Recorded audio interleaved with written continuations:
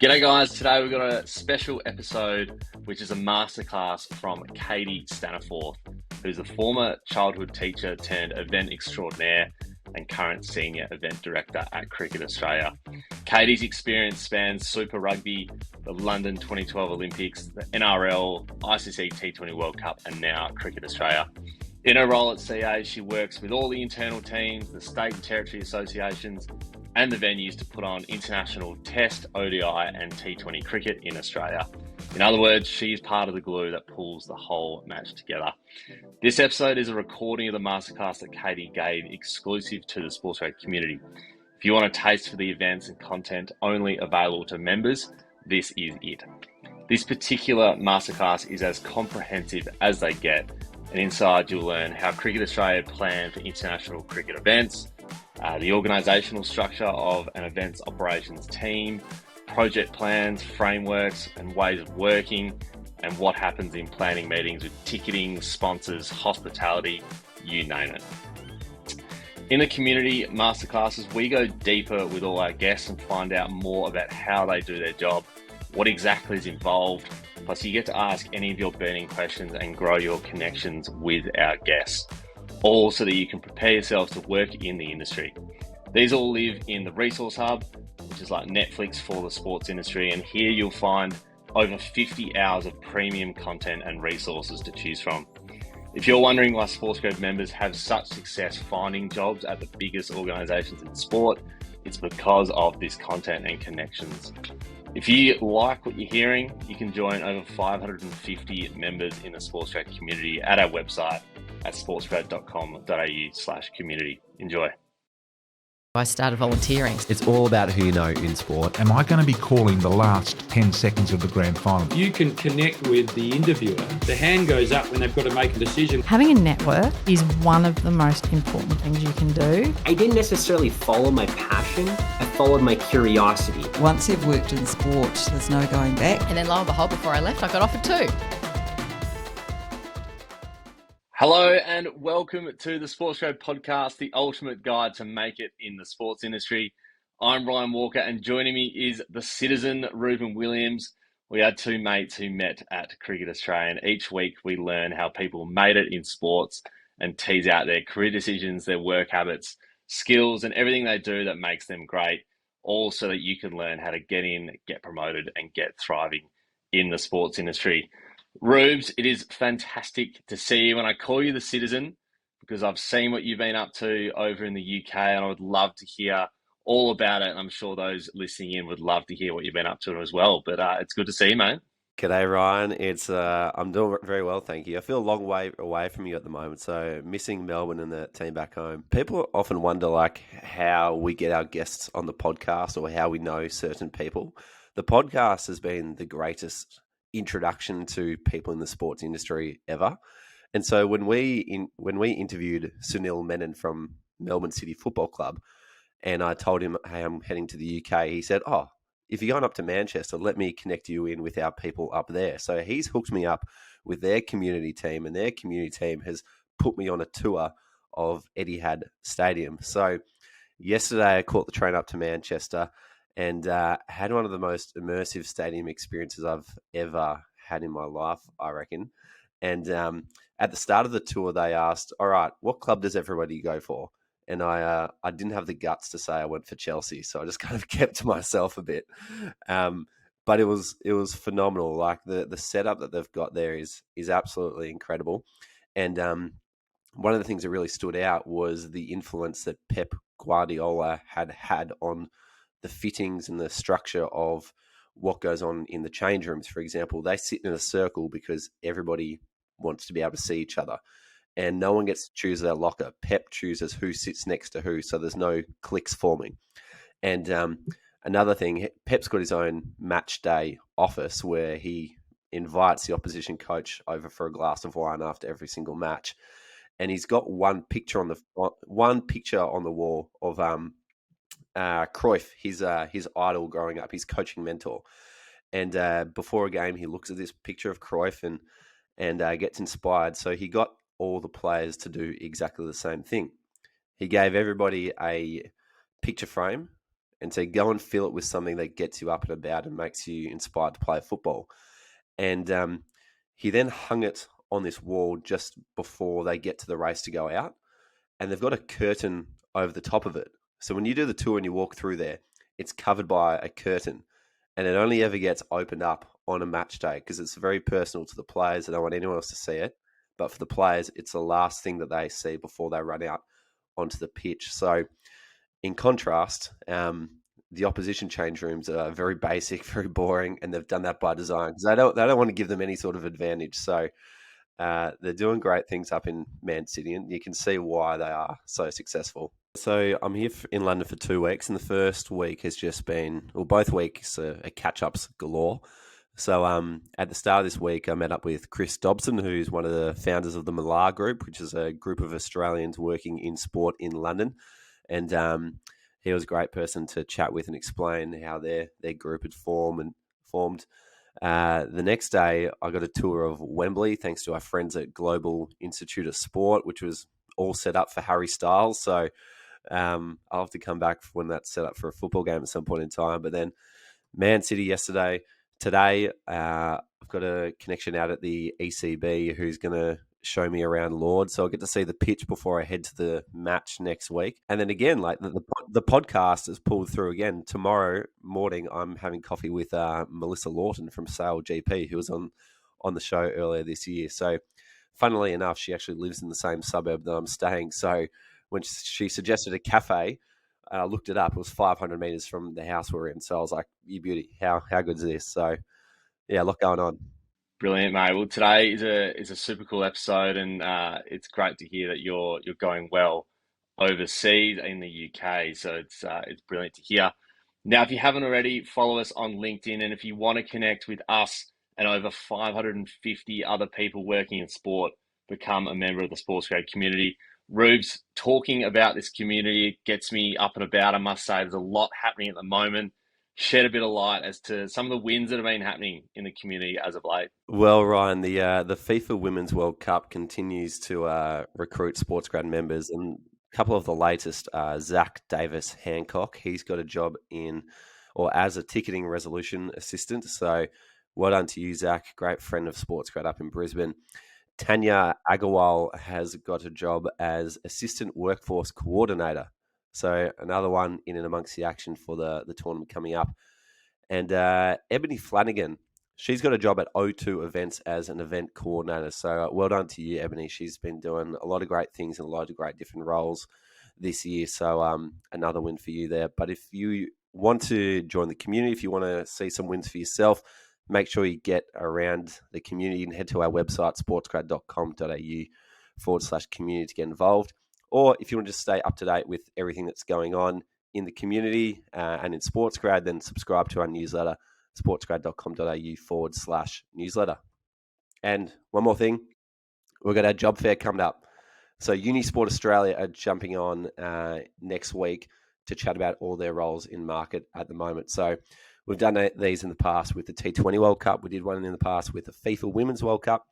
Unisport Australia are up next. So if you want to chat to people hiring in sport, this is a place to do it. Brilliant, mate. Thank you for that. And I must say, those who are a member at the moment, get along to that job fair with Unisport this week. Very, very exciting. And if you're not a member, absolutely join. It's free for your first month. If you want to come in and have a look, it's going to be fantastic with Unisport this week, talking about some of the roles coming up with them. But in the meantime, enjoy this special masterclass from Katie Staniforth.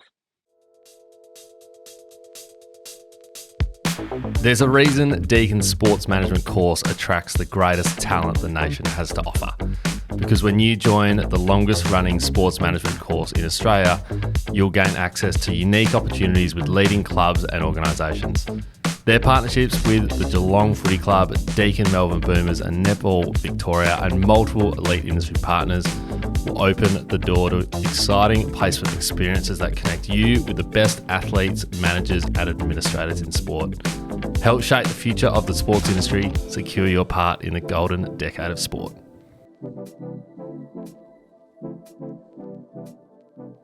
Hi Hi everyone. Obviously, thanks so much for joining in tonight, and obviously to the guys at SportsGrad for actually inviting me to chat to you all. So tonight I will talk to you guys about event operations in sport, but focusing on obviously how Cricket Australia delivered an Ashes Test series.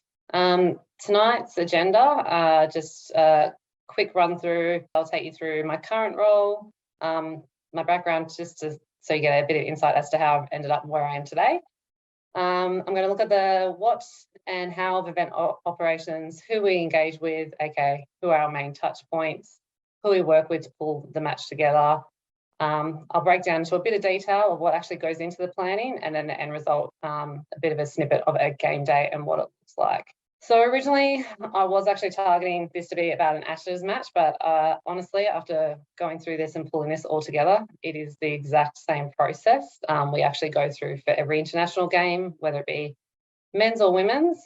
It's just that the Ashes overlay and what it brings has a lot more content, and it's on a bigger scale, but it's still the same process step by step compared to some of our other seasons. It is the ultimate year, as Ryan said. Pretty excited. This is my first Ashes year, and we get both the men's and women's Ashes series out here this year. Plus, we've got Sri Lanka for a men's series in the T20s, and New Zealand also here this summer for an ODI series still ahead. So it's a pretty big summer.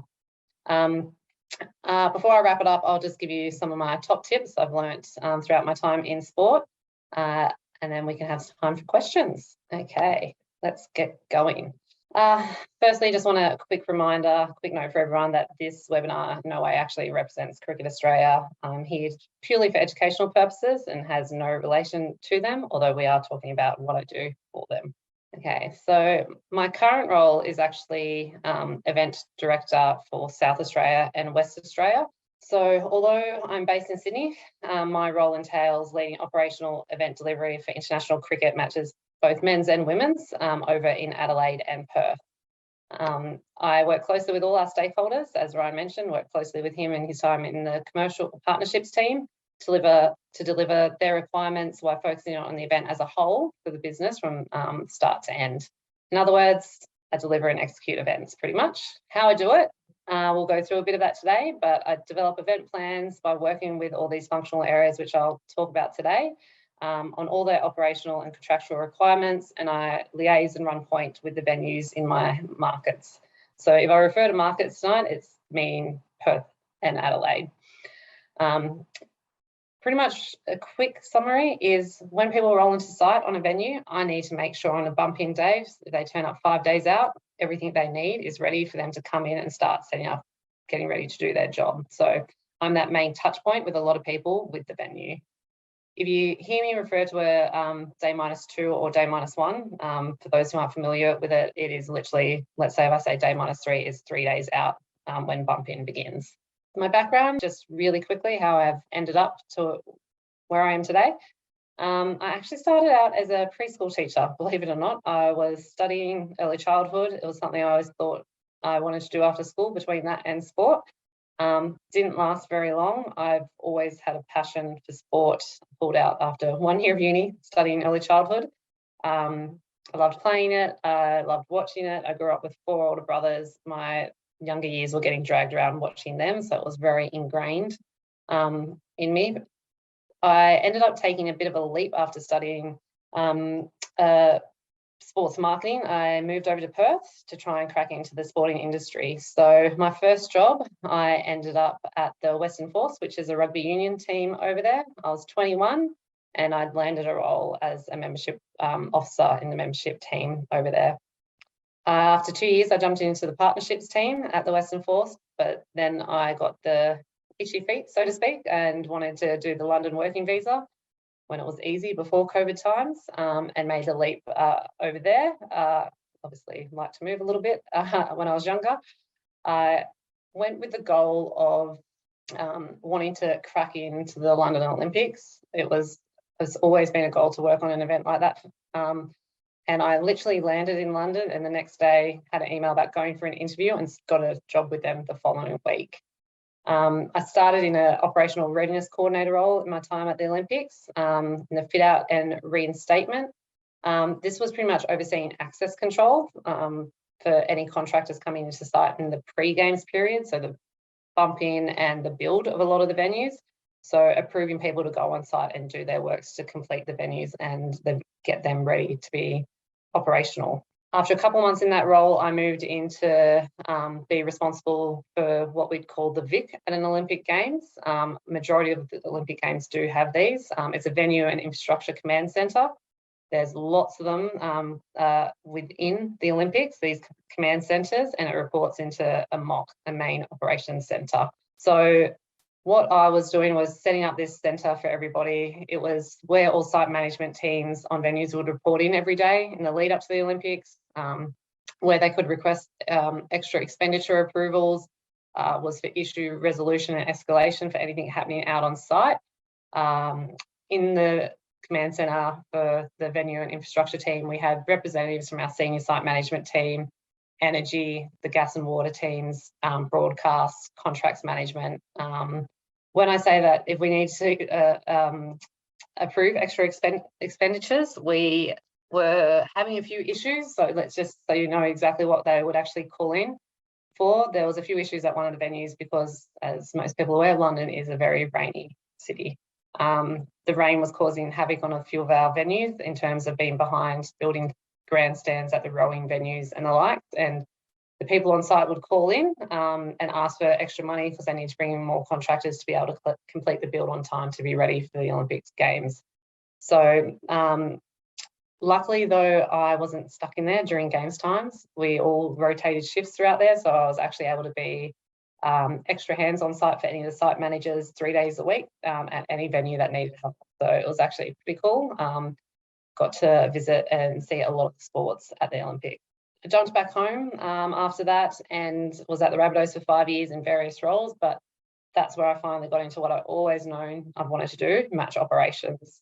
I had 5 years there and then made the move to cricket. I've been contracting for 3 years. I have done a year in New South Wales as the cricket event director doing a maternity contract, a year down in Melbourne doing Perth and Adelaide from Melbourne, a year back in Sydney doing the event director for New South Wales, and then have finally got a permanent contract doing the role I'm doing now, doing Perth and Adelaide again. So yeah, that is how I've ended up where I am today. Right, let's get into it. What do we do in event operations? I'm going to go into a lot more detail, but I just wanted to give you probably a overview of what it takes to pull together an international event and what is involved and what sporting event operations teams do. The key part, which is pretty obvious, is event planning and delivery. In event operations, we're responsible for, as described earlier, driving operational planning. We're responsible for coordinating and integrating all operations and what we like to call functional areas in the business, the state and territories in each of our markets and our venues in our markets. How I like to sort of sum it up is that we are the glue that pulls it all and sticks it together for everybody. Venues. This is one of our core relationships and our key touch points. It's one of the biggest parts of my role is our venue relationships and working with the venues. It's important to nurture these venues. We work collaboratively all year round with them to make sure we deliver seamless events for anyone attending. And functional areas. You're going to hear me use this word a bit tonight. It is a key part of Cricket Australia. I'm going to explain each of these areas soon. But in the event operations team at Cricket Australia, we are one of the few business units that actually has touch points with nearly the entire business.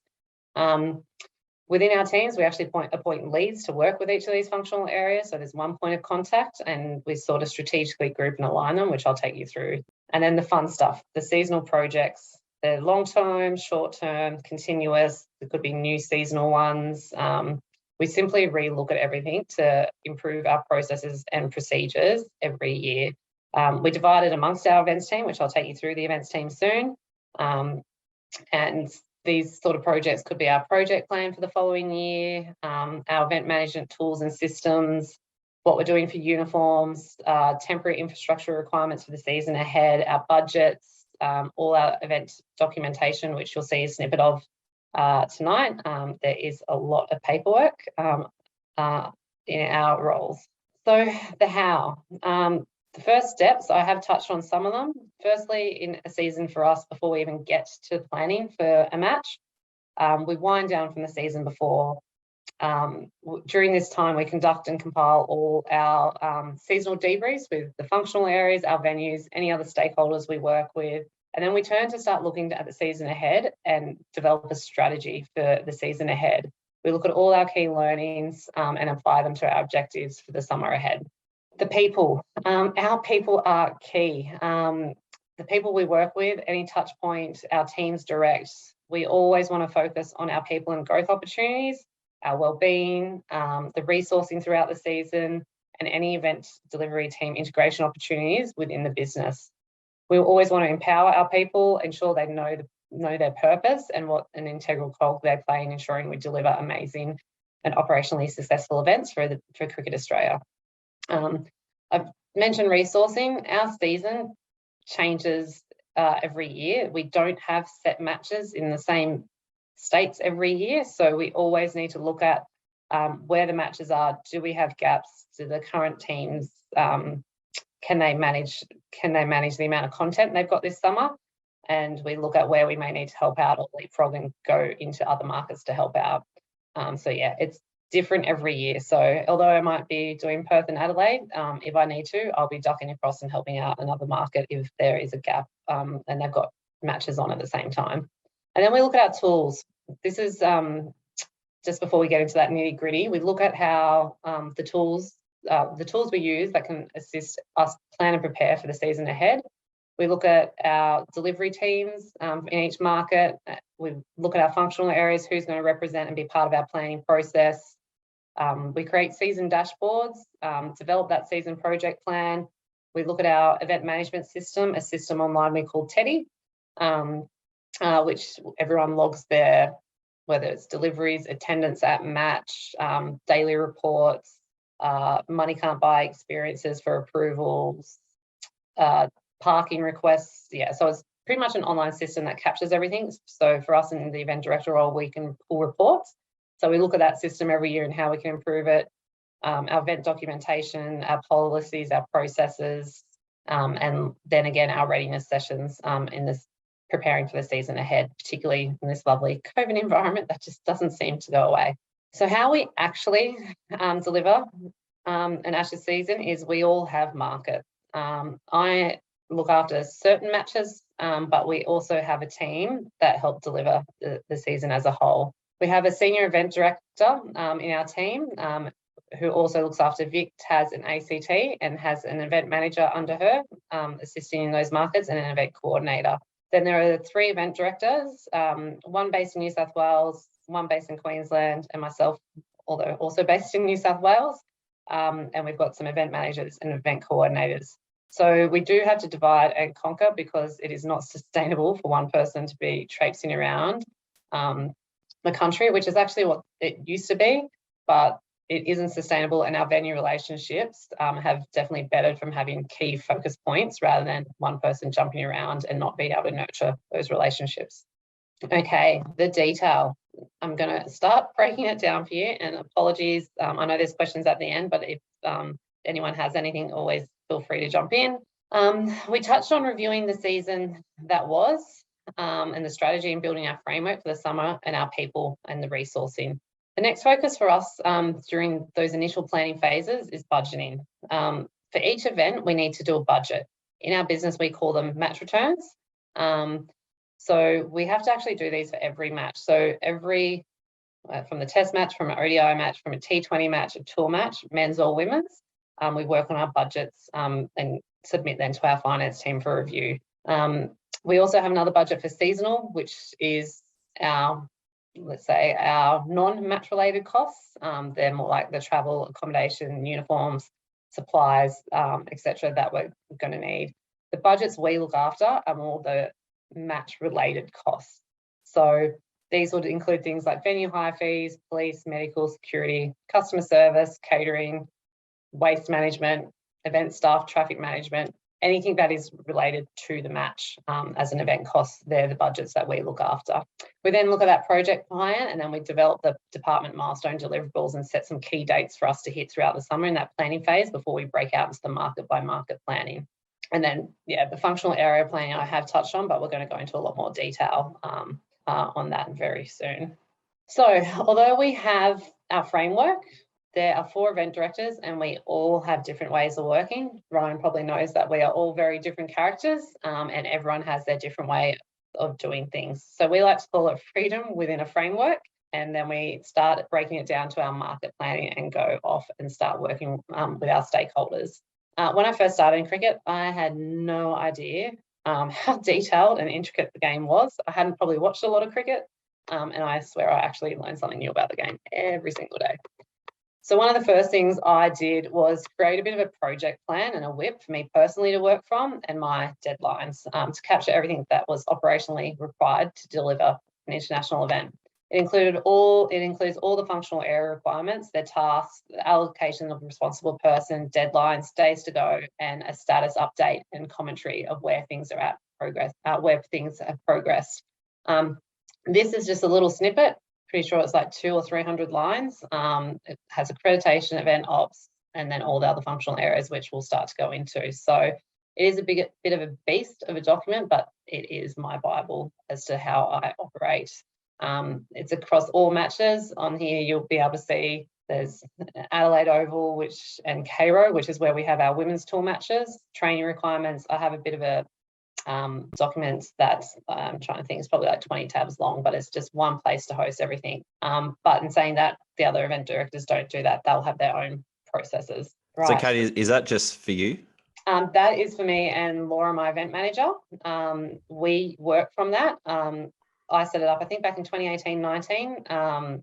I needed something that everyone else had been working in cricket for years. So I think one of our event directors has been there for 20 years. Another one's been there for 15 and another's been there for 8. So as the fresher, I was like, I don't have that cricket background. I need something that captures all these technical requirements that go into delivering a cricket match. And did someone else teach you how to build that system somewhere else, or did you come up with it?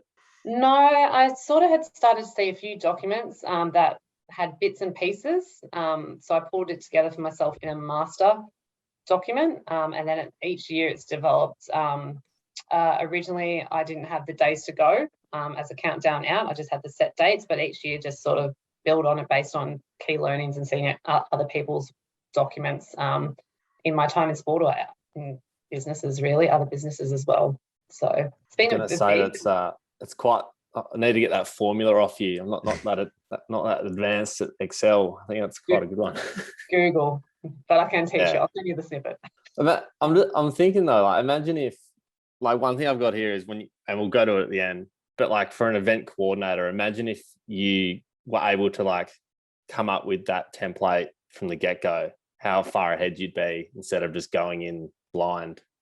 Because you've obviously developed that over years and years. Yeah, every year sort of had your own.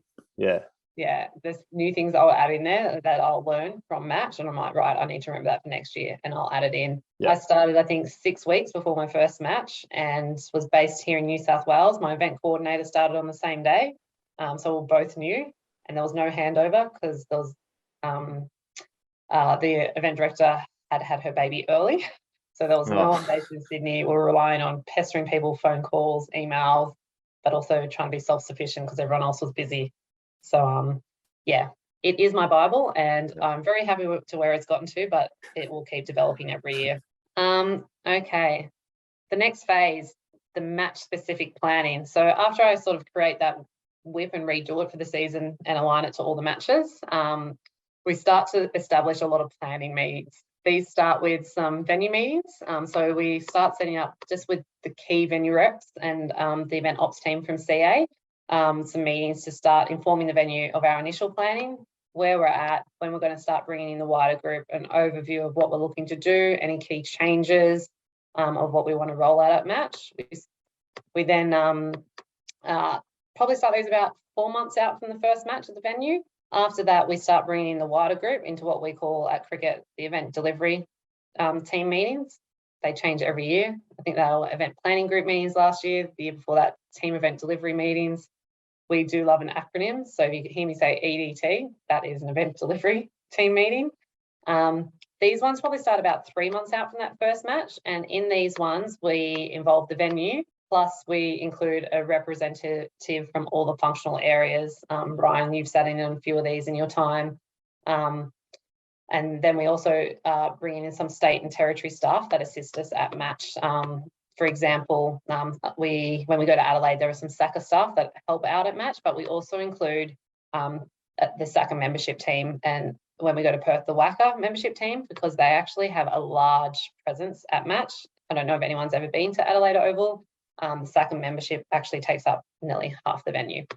So we bring them in the planning, just so they're across everything that we're doing, we're across everything that they're doing, and we work together, and it's all about communicating with our state and territories. We have our security meetings. These are pretty integral. These start about 2 months out from match. They involve our venue security managers, our venue managers, the venue security contractors, the police, the CA event ops team, so myself and my event manager, and the security lead from CA.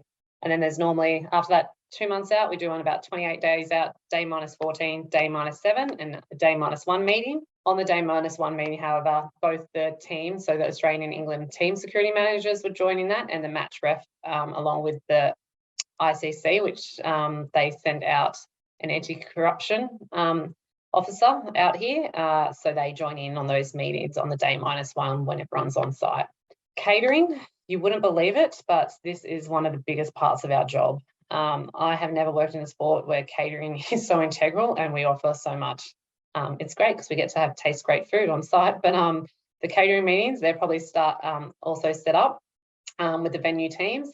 They have their F&B representatives in it. We also include our hospitality teams.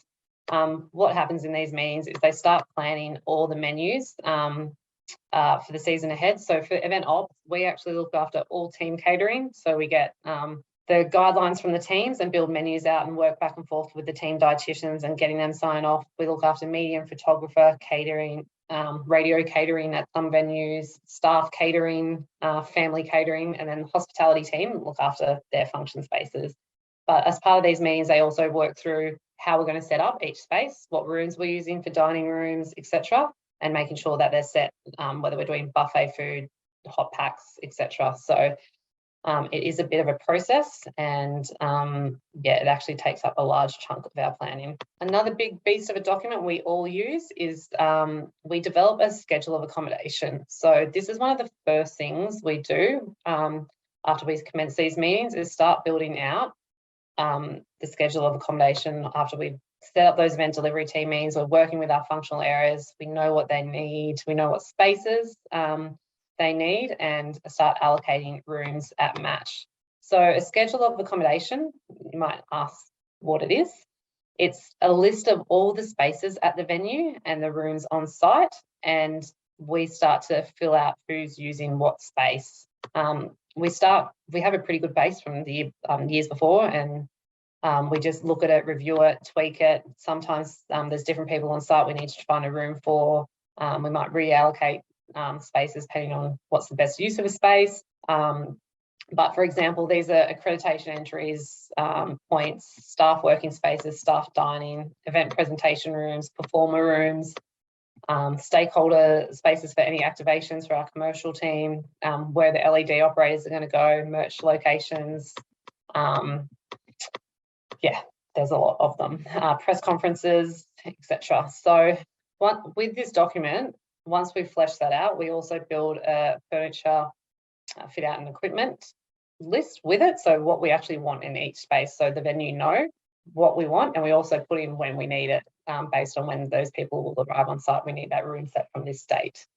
And then we create what I like to call the pretty version. I'm a very visual person, the venue mapping.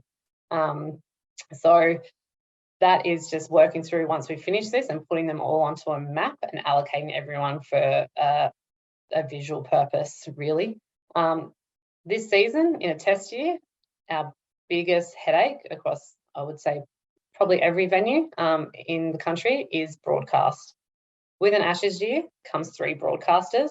The Australian venues are not built to handle 3 broadcasters. Normally for a test match, traditionally there is 2. In a big season, we might get that third broadcaster. We have a UK broadcast partner that's coming out. Channel 7 and Fox both do the test matches, with Fox as the host broadcaster. So we have to find spaces for 3 broadcasters. This is from what they need in an OB compound, which is the outside broadcast area. They all have grip trucks. They're the large, big trucks. They all have smaller trucks, production trucks. They have about 8 sheds that we need to fit in. Then they all want commentary boxes. They all want studios. They all want hair and makeup spaces.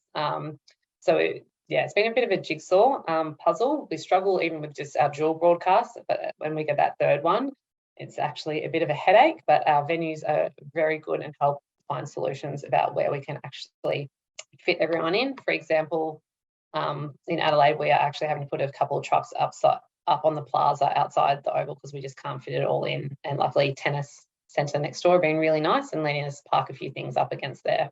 Okay, so this is just, sorry, it's probably a bit blurry, but a snippet of the schedule of accommodation, which I was just discussing. So as you can see, we look at the space where we're going to put it for a test. This continues on for a T20 because each format is different. There are requirements for a test that aren't required for a T20, particularly the fact that we only have the 1 broadcaster at a T20 for our white ball, which is just Fox. But here's just an example so you can see the media centre, where we're going to put it, what the capacity is, what we need to put in there. It's pretty already set up. It is a media centre already up there, so we don't have to add anything in. What we need to display when we want it ready by. So we go through this for every single space within the venue and everything we need. And then what I call the pretty version, although sorry, slightly blurry. This one's actually a Perth map. So this is what our media and broadcast facilities centres look like over in Perth. And as you can see, this is based on having a test and an ODI there this summer, as long as they're nice with their borders and we can get across there. Our Fox commentary, studios, hair and makeup, UK partners. We have frequency operators. We have Spidercam. We have 4 radio broadcasters. We have our Cricket Australia digital team, MKTG, who look after all our LED and signage. And then the media centre, some media overflow. So that's just an example of one of the maps. So there's a document that pretty much every layer of the venue, we do that for with all our spaces marked up. So you've heard me talk about the functional areas. These are all the areas I'm going to quickly touch on that we work direct with. They're departments within Cricket Australia. As you can see, we have a touch point with a lot of them, and about 80% of those people on the screen you see now, those departments and the business units, are part of our event delivery team meetings. Okay, so the detail, how we plan. So I'm going to go through the functional areas and what we actually do with them, because pretty much that is what we do. We work with every functional area to pull together what they need to create that end outcome. These are the business units that we like to say keeping us aligned and looking forward. I'm going to quickly start on these ones only because they're probably the smaller cogs of our planning. We don't have as much to do with them as ours, but we still have critical touch points with them. Our venue business team, they look after all our venue contracts. So our venue hire agreements, and they know those big beast documents. So if we just need a snippet and we can't find it, we go to them and they'll be able to answer it. They're the gate holders of all the information I would need from, okay, how many parking spaces are Adelaide Oval contractually meant to give me? What spaces are off limits because it's part of the agreement that we don't get? What are the commercial agreements and the clean venue agreements? Who's their ticketing provider? What is the ticketing agreement? So that's what we deal with our venue business team. Our government relations team, they are probably wanting a holiday after this COVID period. They've been pretty integral at the moment in everything we do. So I'm working really closely with our Adelaide government representative on the match over in Adelaide. They have new policies that have been brought in for contact tracing, which is going to impact our game, and a few new procedures we're going to have to look at, and how we protect the team from getting classified as a close contact. So working with them on that. They're working on all the relationship with SA Health with all our border requirements and getting across, although Adelaide opened yesterday. So that helps all of us and our staffing that needs to go into Adelaide. We work with them on the COVID management plans with our venues. They are our key point of contact when it comes to public transport in Adelaide, and getting all the requirements we would like in that space as well. Infrastructure, we don't necessarily work with them as much, but they're more an off-season project. Work with them on, they look after lighting programs, infrastructure redevelopments with some of our venues. So we'll get involved with them a bit more if there was going to be any future upgrades to any of the venues that we can feed into what we would really need if we were going to upgrade the venue. WBBL, we only work a little bit with them, more so on the efficiencies. So I would work closer with the SACA, W and WACA, WA Cricket, WBBL teams, just on if we're doing things that are similar, let's purchase or hire it together, split costs. This comes from like infrastructure or procurement items we need each summer. And then finance are our eagle eyes on our budgets and making sure we aren't overspending. So we work with them. We still budget about a month out from a match, and then again a week out, and provide what we're forecasting the event's going to cost. Safety. These are the areas that keep us safe. This is how we've grouped them. This slide and the next slide. Our biosecurity team, as most people probably aware, this did not exist a couple of seasons ago. It's been a whirlwind 18 months. The amount we have learned and the many times we've had to adapt to new protocols and government restrictions we've had to adhere to. Our biosecurity working group and team are our key points of contacts to keep up to date with our current markets and making sure we're adhering to all protocols, but also our medical protocols signed off by our team for CA set protocols. We also work closely with the medical team in a non-COVID year. We look after booking all the match day and training medical bookings. So we work with local providers for training bookings. We work with the venues. Every venue is different, whether we have to book the ambulance or we ask them to, or we book direct. We develop medical plans based on medical matrices that they give us. We look after the anti-doping side of things and making sure that the medical protocols at match are followed, and making sure the spaces medical are set up at venue. Security, other than my event manager, they are my right-hand man. I can say that because it is a man. And my right-hand man outside that event manager. We are on site at every match. They are such an integral part of the event planning. We work together, we plan and book in security overlay for training sessions. We review match security rosters based on our crowd predictions.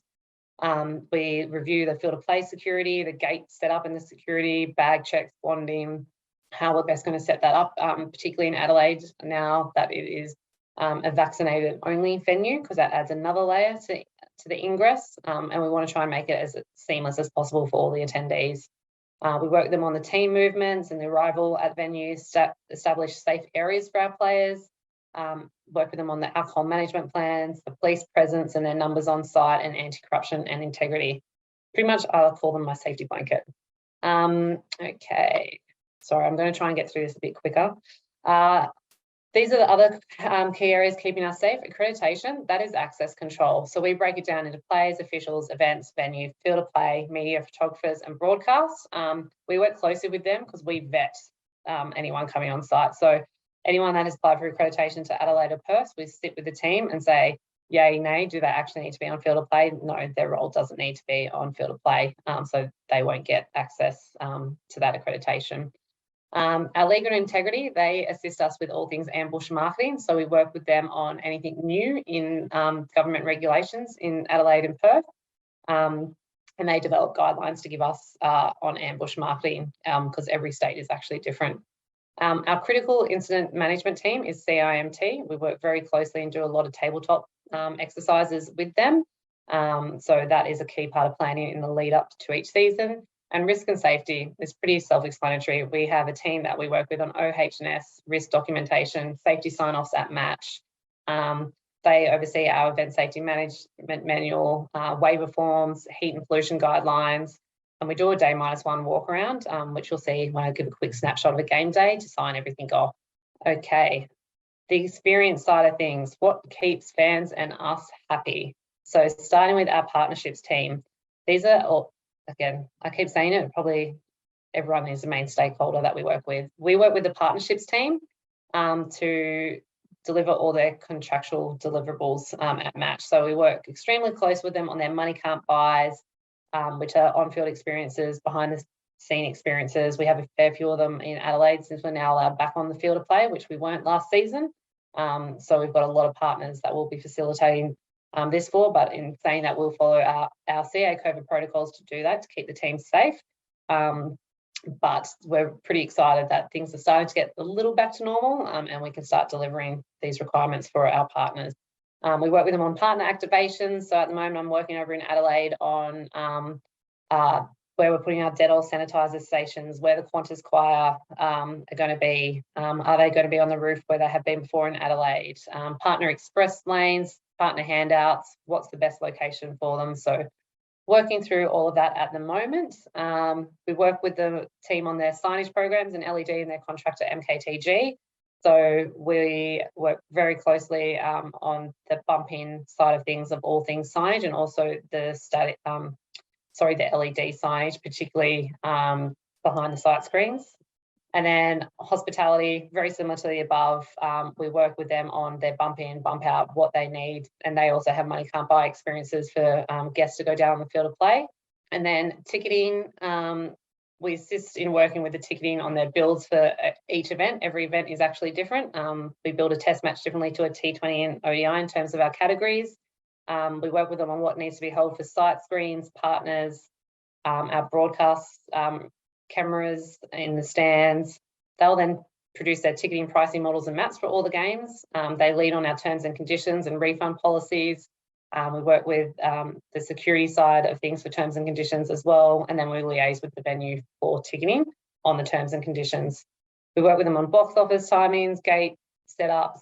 There's a lot of groups. The Richies are back and the Barmy Army will be on site. So we work with our groups team on where these groups are, signing off any musical instruments. The Richies are bringing their trumpets back. Last season, we didn't have musical instruments. So pretty excited to get that atmosphere back in the stadium. So that was probably our product side of the experience. This is what I'd like to say is for more the experience teams. So brand and marketing, we work with them on all their marketing plans, particularly assisting in any local area marketing plans and contractual deliverables with tourism bodies that they may work with locally.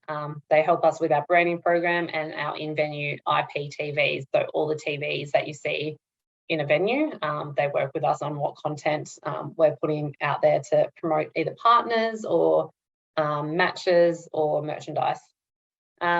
Event Pres is or our match day experience team is a big cog in the event delivery team. We're currently working with them on their presentation program for in bowl and also their out of bowl program. So when I say out of bowl, that this season is the arrivals program. We used to do a lot of face painting and inflatables. With COVID, that has all gone away. So we're working with our agency TLA and our matchday experiencing team on this Ashes arrival program, which is this season we're having a big vault, which is 8 big panels, QR codes telling the history of the Ashes. There's a big giant urn that's got a 12-metre base, batting simulators, scorecard handout, music performers and stilt walkers. All these will sit outside Adelaide Oval on the plaza as people walk in.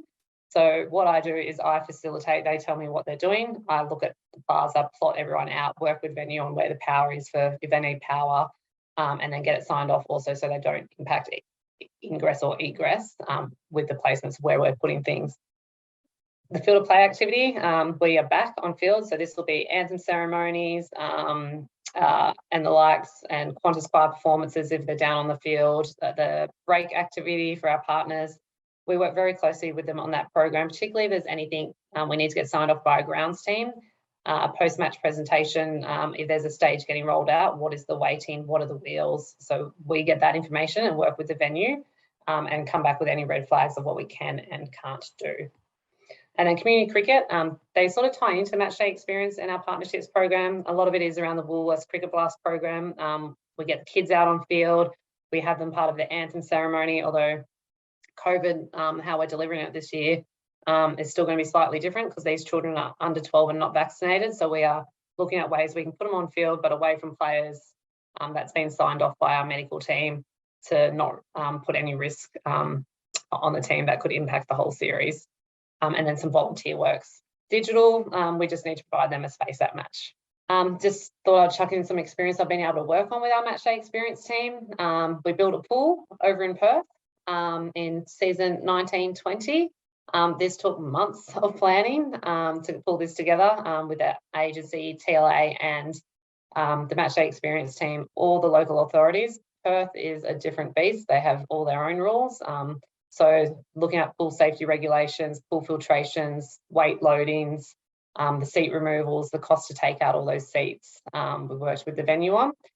We did christen it on day -1 with all our stakeholders that worked behind the scenes on it, including the venue, who were very helpful in getting this up and running for us. And just another one with the matchday experience team. So we, in 1819, when I was doing New South Wales, we built the very first pink village. So our matchday experience team takes lead on this with TLA, and I help facilitate it with Centennial Parklands.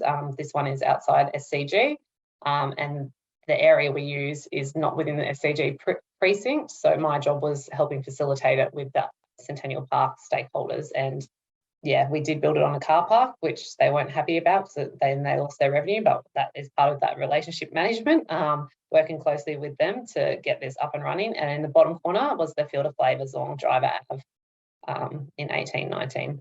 The other touch points, this is the operations section. We like to say that this is the areas that are keeping us in the game. We work really closely with our team ops, which they're part of the high performance unit.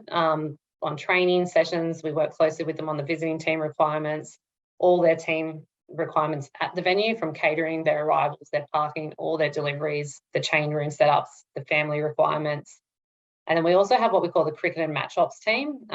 We actually work with them. They book in our training sessions for us with the venue and the grounds team based on the other bookings over in Adelaide or Perth. Field of play operations, they look after all the paperwork. They look after the equipment at match, stumps, balls, towels. They look after the cricket element, so to speak. And then broadcast, another operations team. Broadcasts, we work very closely with, particularly on a year like this with the Ashes, with all their requirements for broadcast and radio. We work with them on their camera plans and what seat kills they need to have in venue and all seat removals. Their broadcast OB compounds, where they're going to be doing their on-field and off-field hosting. The frequencies are a big thing with at an Ashes year, so we have worked with them on providing them all the right contacts for a broadcast frequency manager to work out everyone's frequency on site, so we don't have any clashes or issues on the day. Our media team, in the planning phases, we work with them on media centre and photographers on the field of play, what workspace requirements they have. We always have to look after their numbers to make sure they fit in the spaces, but also for catering. We work with them on press conferences and their locations and their media backdrops. Technology, always a saviour at match when you have a tech issue. They work with the venue on our vet tech guidelines. So what we have in our venue contracts, a specific requirement of what the venue needs to provide. They are built into these guidelines for each venue. They work with the venue IT to make sure they are ready for us to roll back around and change anything over that may have changed when they were doing the winter codes. And they're our IT support on site at match. Then after doing all of that, we pull everything together. We create all the transport stakeholder and public parking plans. We work through the deliveries, master delivery schedules and bump-in schedules for the venue. So we pull together another big Excel document beast. Develop some run sheets. We develop event plans and schedule of accommodations, or the final versions. We develop event briefs for staff. We work through all room signage and everything we need to display and get it printed. We work through all the attendance on site in terms of whether patrons, public and staff attendance, and just look at who's doing what roles. If we have gaps, can people help out? And catering, team catering, staff catering, officials, scorers, media, photographers, stakeholder. By doing all of the work, the grunt work with all those functional areas, we can finalise all of this to be ready for everyone to roll onto site. As you can see, that is just a small section of deliveries for a test match. That is a quarter of the room. The water deliveries are my least favourite, and unloading them because there are pallets and pallets of them. But yeah, it is a key part, deliveries, because our venue will turn away deliveries if we don't have things logged correctly. So very quickly, documentation. This is what we pull together with all the functional areas. Documentation is key. We love it. The CRED guidelines, risk docs, camera plot maps, OB maps, playing condition documents, retail plans, radio sheets. We have radios on site people need to sign out. Delivery guidelines, induction guidelines for every venue, musical instrument policies. There is a lot. So I'm not going to go through them all, but you can actually see, and this isn't all of them. I just pulled out, I don't know, 2/3 of them to fit on the screen. This is also what we create in the lead up to every season before that first match with those functional areas. Very quickly, some other external touch points. We touched on the internal venues, so core in everything we do. Relationship management is one of the biggest things I've learned is key to my role. All our supply partners, our agencies, the state and territory associations, visiting teams, we actually deal very closely with the match officials when they come on site, and then the local government authorities and tourism bodies. We work very close at the moment with WAPOL on everything trying to work in Perth, and also SAPOL with all these changes over in Adelaide at the moment. So I'm going to skip through. Very quickly, an end result. What does a match day look like after all of that? Day -1. I thought I'd start with very quickly. It's a final bumping day. We have a lot of match day -1 meetings. We have a LED operations and OHS sign-off meeting, a broadcast and third umpire meeting, a match referee meeting to sign off everything on the field. The site screens, they do a pitch inspection. We take them through everything that's happening at match. They've inspected the balls, they've seen the spare stumps, they've got their paperwork. They tell me when they want the lights on. So we do all of that on day -1. We have a final security meeting. We have all the partnerships team have their commercial sign off on all things signage, static and digital. And then our match day experience team, we get them to sit in with us and run the venue through their program to make sure there's no surprises on the day of what's actually happening out on the field. We also have training sessions that are happening while all of this is happening, rehearsals. And then at the end of the day, we do a TED catch-up, which is our team event delivery, so all the CA staff, and we make sure final venue readiness checks have all done. All the rooms are set up as per what everyone needs. Is there any cleaning that needs to be done that we can flag with the cleaning company beforehand? One thing that has called me out before is the correct flags and the flag protocols that are displayed on the flag poles at venue, checking that all the terms and conditions are up at gates ready for gates open, all the signage is displayed, analyst feed checks, risk and safety walkthroughs, and we sign off on an app we have called iAuditor, and all that activations are ready to be set up in the morning. Okay, so on Ashes day 1, these are just the match times. Adelaide, we have the lovely day-night test. Gates open 2.5 hours, which is not normally the case. It's normally 2 hours, but for this year it's 2.5 hours, and it concludes each evening approximately at 9:30. Okay, a pre-gates, what does it look like? In Adelaide, I've just pulled out some key timings. The venue gets locked down at 6, car parks start to open, our CRED booth opens, and then traditionally, the event ops team are the first on site and the last to leave. The broadcast crew are the only other ones probably there as early as we are. It's quite nice, a day-night test, because at a Sydney test, you're probably on site at 5 a.m. because the gates open at 8:30. We do final walkthroughs again in the morning. We do all our catering, water and ice checks. We do our cleaning checks. IT get on site and start doing their checks. Same with our security manager. By 10 o'clock, we want all our activations set up in the precinct because the road closures are commencing. All the final rehearsals are happening. At 10:30, we're doing an all-staff TED briefing, which is with all the Cricket Australia staff, and it's literally, we go around, is everyone ready for gates open? Everyone does some white level inspections and reports anything suspicious. We could do TV checks, particularly in the change rooms, because once the players are in, we don't go in there. So make sure all the TV feeds are set up, public car parks start to open. We do all our final checks, walk around the field of play. There is a rule in cricket about no hard objects within 4 meters of the boundary. So we just go double check that our broadcast partners haven't moved a camera on us or anything like that, and that everything adheres to that. Event production are doing their final briefing meetings. Our ambush marketing starts to get implemented. Our scorers and match officials, box office office opens, final activations checks. team arrival is about half an hour before gates. It's very approximate because we're still working through all this for Adelaide. And then 15 minutes before gates, I'll head up to the event operations centre for gates open, where security will call gates open, and I get the event manager, and we have a little helper over in Adelaide who will jump into an event coordinator role and get them out at the gates. We make sure we do a final call on the radio, making sure that everyone is ready for gates open. Okay, gates are open. So when gates open, F&B, merch, media centre areas open, catering commences in our player areas. We have all the food set for their all-day catering.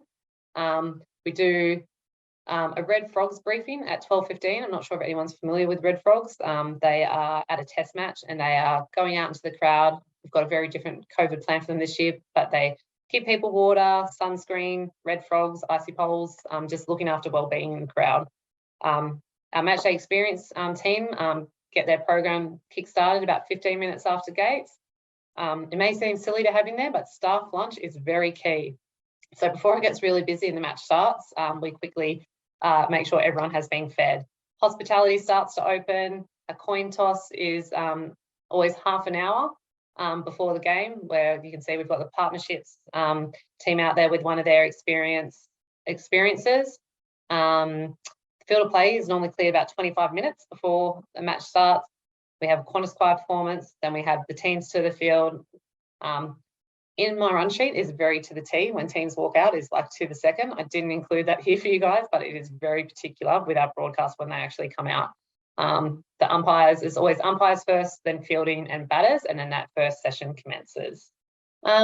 During game time, we're doing checks. We have all the activities starting to get ready for the breaks, the dinner break activities. So that will be our Woolworths cricket class kids are starting to get marshalled. Same with some hospitality experience on the field of play. Catering, as I said, there's lunch, afternoon tea, and post-dinner snacks. So we get through the first session. There's a drinks break where a Gatorade buggy, I'm not sure if anyone's seen it, comes out in the drinks break and on field for the teams. We have the first interval and the dinner break. So during this, normally broadcast will get their desks in and off the field into their hosting positions. We have the break activations, boundary walks. We start doing some water drops and water checks, and then goes again, get through another session. During this, some accred booths and box offices start to close, and then again, third session. So it is a bit of a repeat for us. There's breaks, drinks breaks, activations in the break times. But as we get towards the end of the day, we start to turn to egress and how we're getting everyone out. So the road closures start and we make sure it's safe for egress. Towards the end of the match, we do daily catering debriefs. We start to close all the box offices. We call final attendance. We ask all our staff to do daily reports, and then post-match catering is served for the participant group, which is the playing and officials group. And then it is an end of days play.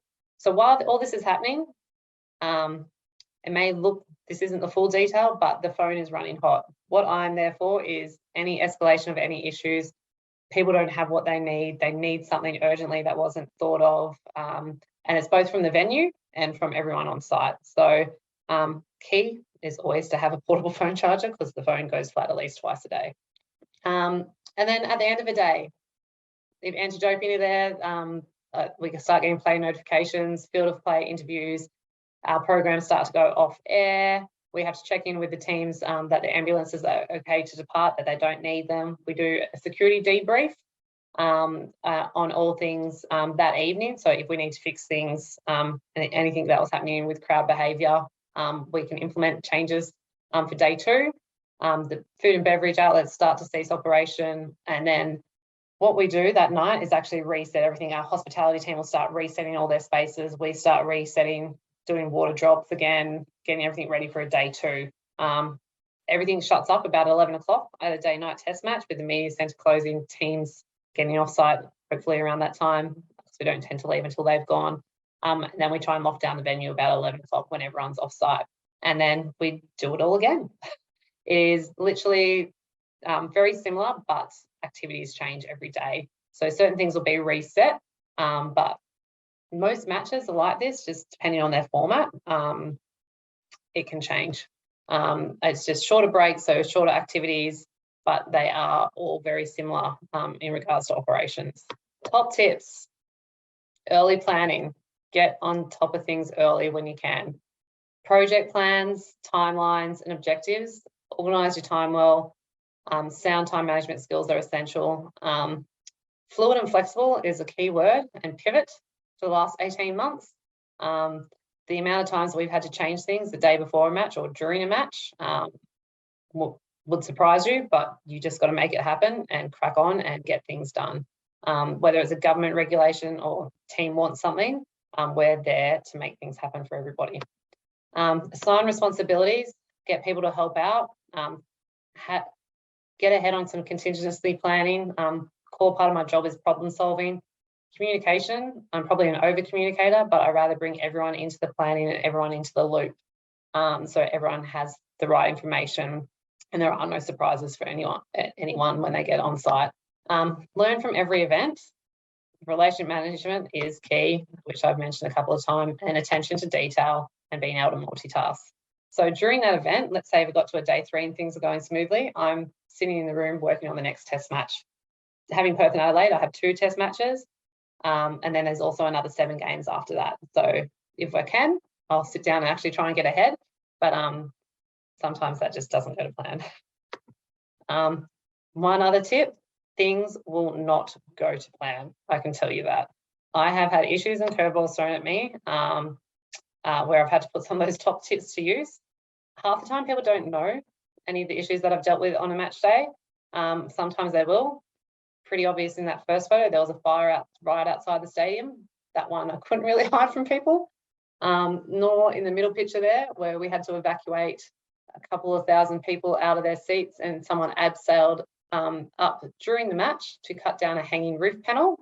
Yeah, that was one of my first matches. That was not fun. And then over on the other picture, this was at a match last year. A sight screen had ripped during a match and we were trying to get it sewn up, and it took 4 or 5 of us to hold it together so it didn't halt the play. Because with the sight screen flapping, it could have been causing a distraction for the players and the bowlers. So we literally had this person on the ground here who was on call, who cycled in to stitch it up between each over while we all held it together. So I can tell you things will go wrong. Other than that, I've had ticket scanners fail at gate opens, roller shutters not open at gate open, burst water pipes flooding the car park on the morning of a match day, fire alarms setting off outlets an hour before gates and flooding the concourse, LED outages that caused a big impact to commercial teams because we had 40 degree days in a row, spider cam getting stuck hanging over a player's head, chicken sandwich recalls in venue. Yeah, there's something that'll go wrong, but honestly, you learn from it each time. I do have a bit of a joke in my team that I'm a jinx because I swear these things follow me around, but I'm a better operator because I've learned from each and every one of those issues that have arisen on site. And finally, don't forget to enjoy it, have fun, love what you do and celebrate when you finish. Reflect on what you've managed to pull together. I'm very lucky. I love getting up and going to work each day. I love what I do. As much as those issues can be testing at the end of a game, I actually just sit there and go, whatever happened, whatever, learn from it. But God, that was fun. And I'm very sorry I went way over. No, I mean, way over 7 minutes. I think it's pretty impressive because there's a fair bit to get through. So I think, hey, we're happy to be here for those 7 minutes. But thank you so much, Katie. That was unreal. And just hearing all the nitty gritty things, like I thought I was fairly confident in knowing all the things that you do. And that's certainly opened my eyes a little bit more. So yeah, unreal. But I'll throw it open to everyone. We'll still do some questions. We're only a couple of minutes over, so we're all good. So yeah, floor is yours. From a logistics point of view, is there quite a big difference between like a night test and like your regular day test? Not really. They are the same. It's just timings. I must say my first season I did Sydney, which was the day test. And then I was pretty excited the following season. Both Perth and Adelaide were day-night tests. After doing them, I was like, it's actually the days that are just as long. You think you're starting later, but it's literally just everything shifted back. There's a bit more around the lighting side of things, but not too much of a difference really. It's just at what time everyone has to be on site. Everything else pretty much is the same. Yeah, hey, bit more of a personal question rather than events. I noticed you had a fair bit of travel, so you're from Sydney originally and you've gone to WA, and are you based in Victoria now, or are you still in Sydney, or?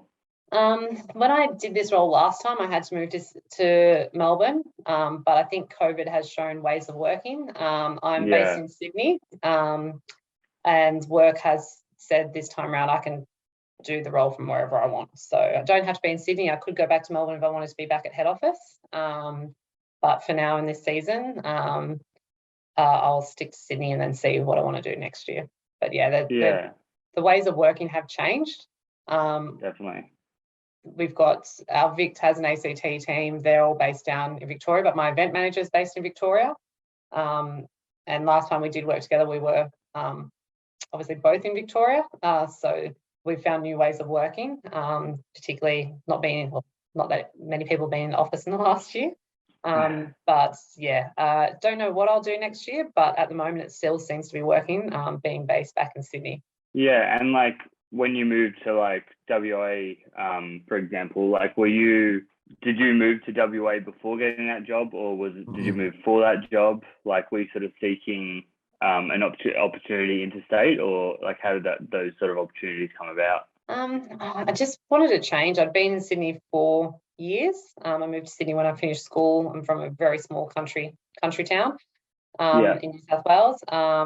And I had some of my brothers were living over there, and I literally, I'd finished study. I went over to visit one of them for a week and loved the lifestyle. It was like a big country town, relaxed with amazing beaches. And I actually came back, and a week later packed up and moved.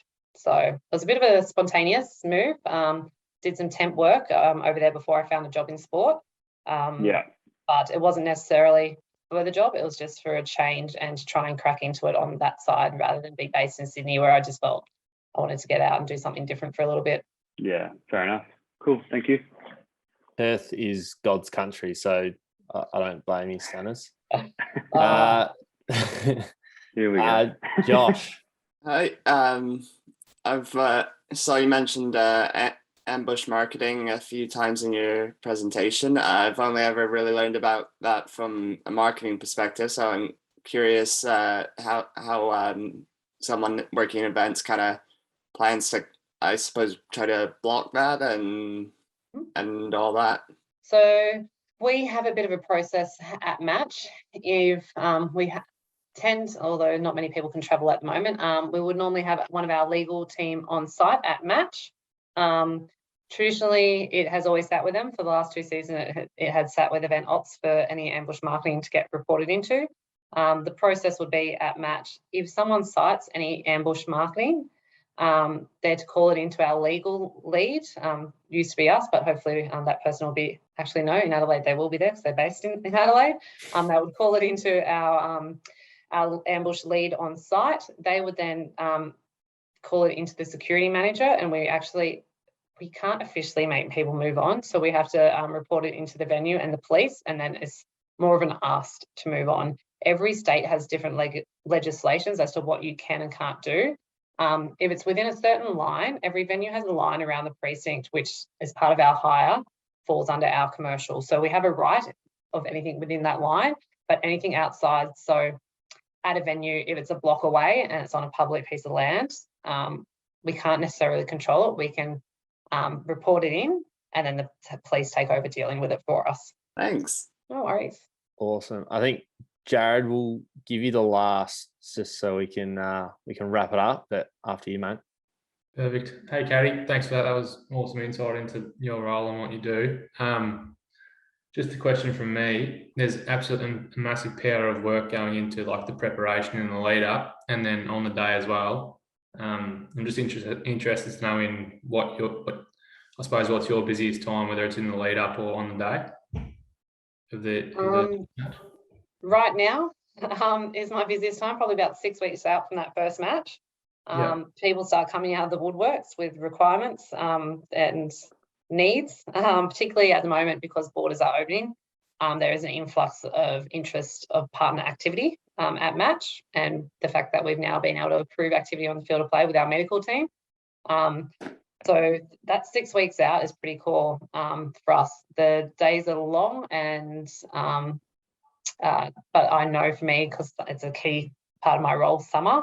But yeah, it's pretty much from 3 weeks ago, because my first match, although I should have had some Sydney matches, because I was still doing New South Wales when the women's were here, but they all got moved to Queensland. This will be my first match. So it's been the last 3 weeks and this last 3 week period leading into it. And then it's going to be like that until I finish that last match, because other than the 2 test matches, I have a couple of tour matches out at Karen Rolton Oval. I have 2 women's matches at Adelaide Oval. I have a WACA tour match, a WACA men's ODI, and a Sri Lankan T20 still to come after the test matches. So it'll go through this period, but it's normally that 6 weeks out. Everyone always asks, what do you do afterwards? Have a little break, but then we actually review, debrief, and then we start again. That process about 6 months out, start looking at processes, procedures, what we want to achieve. Yeah, thanks for that. Awesome. Stanners, we'll leave it there, but everyone can find you on LinkedIn, I would imagine. So hopefully everyone can get in touch, because I've got another question for you, even though you are in that 6 week block, so you're very busy. But absolutely go and find Stanners on LinkedIn. We'll just search your name and you'll find her. But that's been unreal. So thank you so much for coming in tonight, and just the depth of what you spoke about was incredible. So good luck for the season coming up, and hopefully we'll go to a match and we'll see it all in action. See you in Adelaide. No, thanks for having me, guys. Sorry I did have to rush through that last bit. Didn't realise how much I'd actually put into the slides. So yeah, feel free to reach out with any questions, because I did probably rush that last bit. So see you later, guys. Hey guys, one last thing before you go. If you'd enjoy a quick email from us each Friday on all the latest job openings, networking events, Q&As with industry professionals, and latest podcast episodes, then subscribe to the SportsGrad newsletter.